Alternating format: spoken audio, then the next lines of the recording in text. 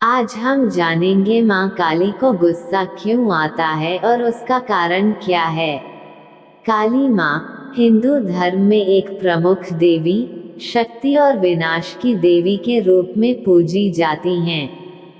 उनके क्रोध का धार्मिक और पौराणिक संदर्भ बहुत महत्वपूर्ण है, क्योंकि यह संसार के नकारात्मक तत्वों के विनाश और अधर्म के खात्मे का प्रतीक है। उनके क्रोध और इसके परिणामस्वरूप हुई घटनाओं की कथा विभिन्न धार्मिक ग्रंथों, पुराणों और उपनिषदों में मिलती है। इस कथा का संबंध विशेष रूप से असुरों, दुष्ट शक्तियों और उन सभी नकारात्मक तत्वों से है जो धर्म और सत्य के मार्ग में बाधा उत्पन्न करते हैं। काली माँ के क्रोध का मूल कारण। काली माँ के क्रोध की प्रमुख कथा देवी दुर्गा या पार्वती से जुड़ी है। जब दुष्ट असुर महिषासुर ने देवताओं को पराजित किया और स्वर्गलोक पर अधिकार कर लिया, तब देवताओं ने त्रिदेवों ब्रह्मा, विष्णु और महेश से सहायता की गुहार लगाई।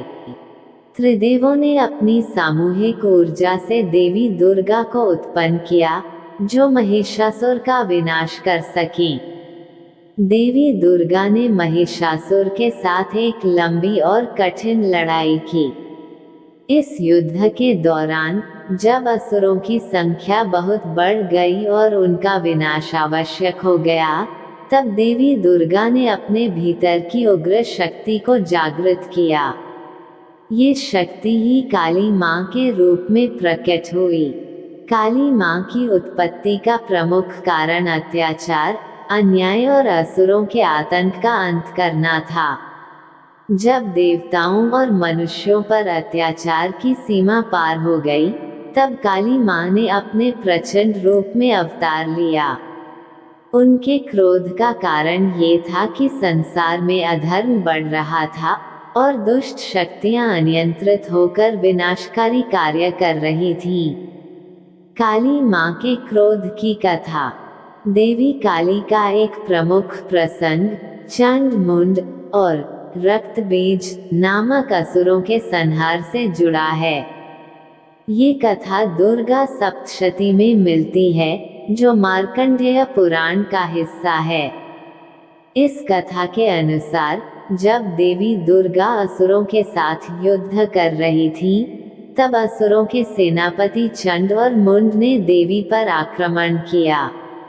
देवी दुर्गा ने अत्यधिक क्रोधित होकर अपनी भृकुटी से काली माँ को उत्पन्न किया, जो उनके विकराल रूप में थी। काली माँ ने चंड और मुंड का संहार किया, जिसके कारण उन्हें चामुंडा नाम मिला। इसके बाद रक्तबीज नामक असुर के साथ काली माँ का युद्ध हुआ। रक्तबीज के बारे में ये कहा जाता था कि उसकी रक्त की हर बूंद से नया रक्तबीज उत्पन्न हो जाता था। इस असुर का संहार करना असंभव प्रतीत हो रहा था, क्योंकि हर बार जब उसका रक्त धरती पर गिरता, तब एक नया रक्तबीज जन्म ले लेता। तब काली माँ ने उसे मारने का संकल्प लिया। उन्होंने रक्तबीज पर हमला किया और उसके शरीर से निकलने वाले रक्त को अपनी जीभ से चाट लिया, जिससे रक्त की कोई बूंद धरती पर न गिरे और नए असुर न उत्पन्न हो। इस प्रकार काली माँ ने रक्तबीज का वध किया और असुरों का अंत किया। काली माँ के उग्र रूप की विशेषताएं। काली माँ के क्रोध का रूप अत्यंत भयंकर और विकराल माना जाता है। उनका रूप कई प्रतीकों से भरा हुआ है, जो उनकी शक्ति और क्रोध का वर्णन करता है। उनके 4 हाथ होते हैं, एक में तलवार, दूसरे में असुर का कटा हुआ सिर और शेष 2 हाथ आशीर्वाद और संरक्षण प्रदान करते हैं।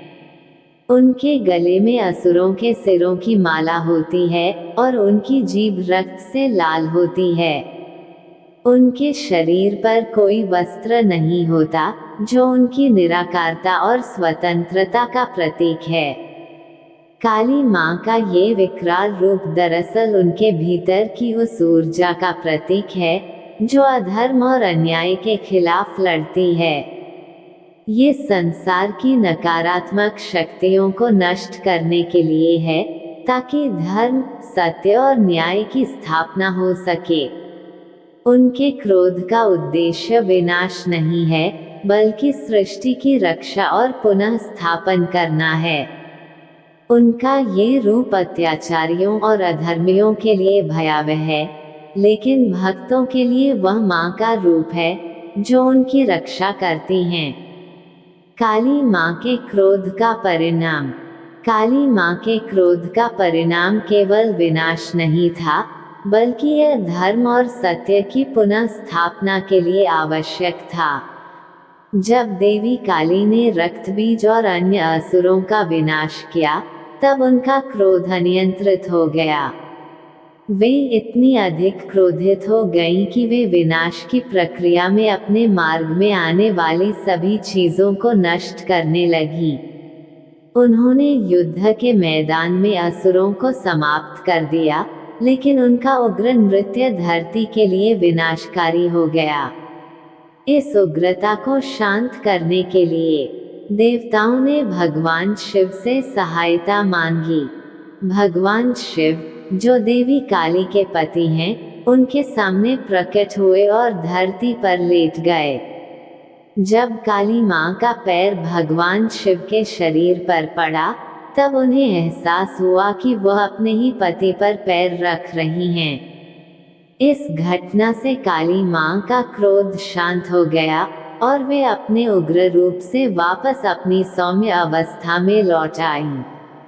ये कथा ये दर्शाती है कि काली माँ का क्रोध यद्यपि अत्यंत उग्र था, लेकिन उसका उद्देश्य सृष्टि की रक्षा और धर्म की पुनः स्थापना करना था। उनका क्रोध विनाश के लिए नहीं, बल्कि पुनः निर्माण के लिए था। उन्होंने केवल उन तत्वों को नष्ट किया जो संसार के लिए हानिकारक थे।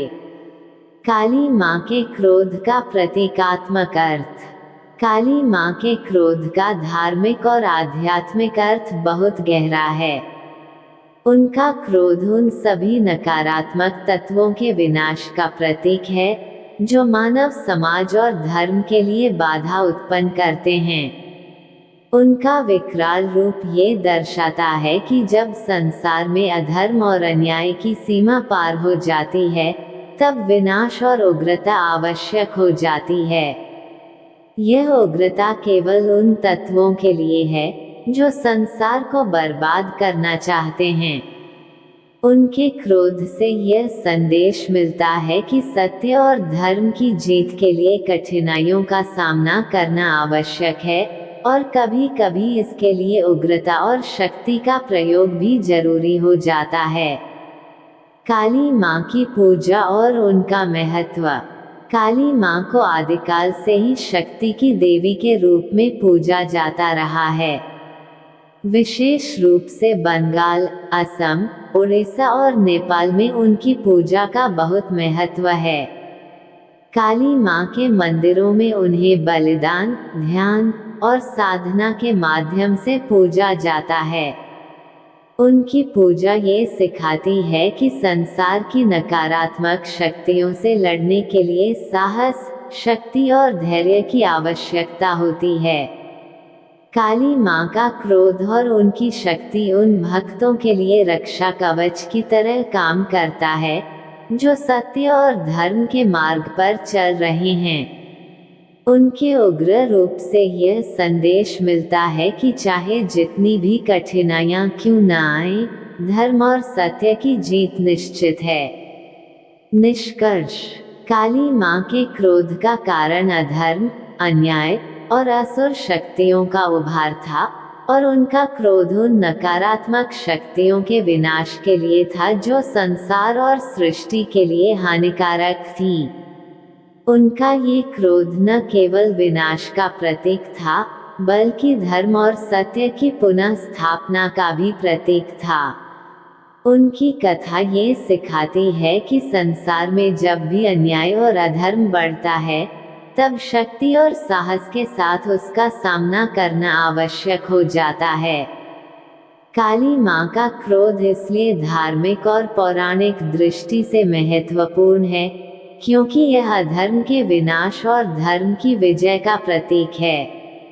अगर वीडियो अच्छा लगा हो लाइक शेयर और सब्सक्राइब और नोटिफिकेशन दबा दे ताकि आने वाली वीडियो का अपडेट आप तक तुरंत पहुँचे। चैनल नेम रंजीत आप 35।